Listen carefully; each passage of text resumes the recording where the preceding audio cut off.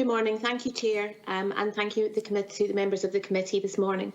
The National Advocacy Service for People with Disabilities provides representative advocacy to adults with disabilities throughout Ireland.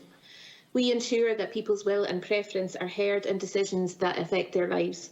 In 2020, we provided over 3,700 advocacy interventions. We also host the Patient Advocacy Service, which was commissioned by the Department of Health.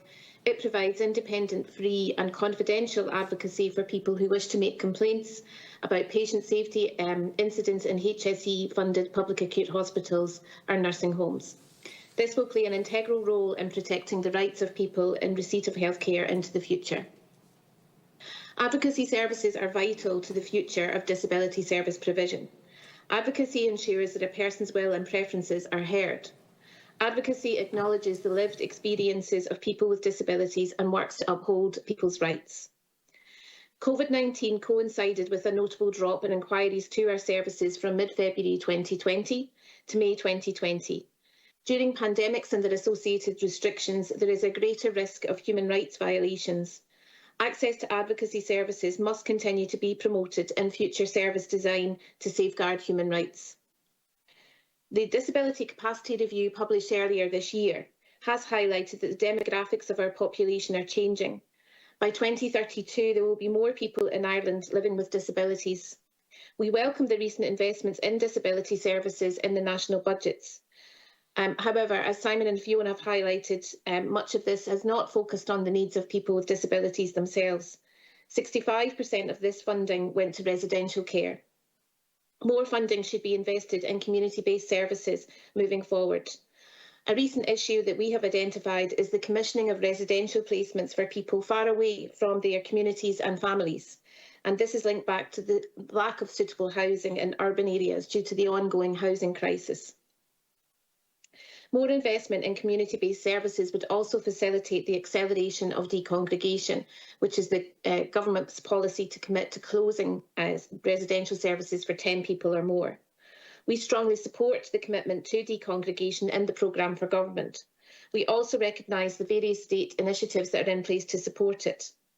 Ongoing decongregation is vital to align future service provision with Article 19 of the UN CRPD. And its completion will improve the lives of people currently living in unsuitable placements. HICWA's 2020 annual report stated that of the 9,166 residential places registered by the end of 2020, 31%, or 2,841 places, continue to be located in congregated settings. And in 2020, only 75 people moved out of congregated settings. We have worked with many people who have moved to community-based living and have seen its positive impact. However, if the current rate of decongregation continues, it could take up to 20 years for all of those currently living in congregated settings to move to the community. The Assisted Decision-Making Capacity Act 2015, when fully commenced, will bring a legislative underpinning to the rights of people with disabilities to have their will and preference heard. It will also help to align Irish disability services with the UN CRPD Article 12 on supporting capacity and decision-making. Based on our experience, a particular focus should be placed on eradicating the practice of next of kin consent. There is no legal basis for next of kin decision-making except under legal instruments such as ward of court or enduring power of attorney. Unfortunately, we continue to encounter poor practice regarding consent matters in healthcare settings, social care services, as well as financial institutions. It severely impacts a person's fundamental right to make decisions for themselves. The HSE Human Rights and Equality Office have carried out very valuable work on this issue, and this work should continue to address the issue across all the different sectors.